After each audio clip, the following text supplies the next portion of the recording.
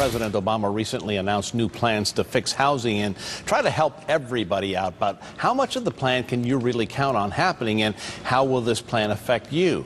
To help answer these questions is attorney, author, and real estate expert Shari Olefson. And Shari, good morning, and thank you so much for coming in. Thanks for having me on this foggy morning. All right, take us out of the fog. I mean, this seems to be some pretty good news that we're hearing here.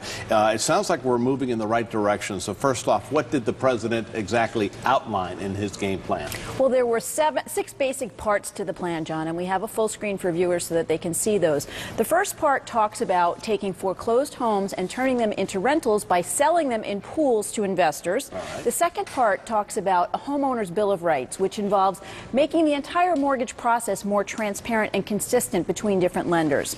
Then the president was talking about extending the unemployment assistance for homeowners who are in foreclosure and are unemployed from 3 to 4 months till about 12 months. And last, using more money to stabilize neighborhoods that are really hard hit by foreclosures. Those are all plans that have sort of been in the works before. What's new are changes to the HAMP modification and to the HARP refinance program, and we've got a full screen for that as well. So let's get to the heart of that. The HAMP modification, I love. The idea is to extend this to include rental properties, which would be wonderful for us here in South Florida. The HARP refinance program, the idea would be to include everyone in that refinance program. So lower credit scores, different variation of loan amounts, whether your loan is owned and serviced by Fannie Mae and Freddie Mac or not. And here's the biggie. If you're underwater, your payments get lower due to that lower interest rate and that shorter repayment period. So you'd go from 20 to 30 years. And that money would be used to pay down your mortgage so you wouldn't be underwater. On top of that, the government would pay $3,000 for you to close. So that could really be good news for us here in South Florida. Boy, I'm in. I was going to say, is this the same old, or, I mean, do we have a few new things going on? But it sounds, can you get into some of the specifics of what's actually new? Well, the refinance program is new, and that's way big. And part of the problem with this is because it's so new, it's going to require congressional approval.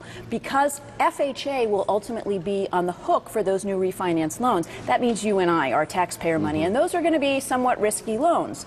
The other thing is that the president is proposing for banks to pay the $5 to $10 billion that this is going to cost. That's also going to require congressional approval. So eventually we will see some of these things coming to the market. They're going to be a little bit different than what the president is proposing, but it's all good news for us here in South Florida. But eventually sounds kind of iffy. Any idea when it might happen?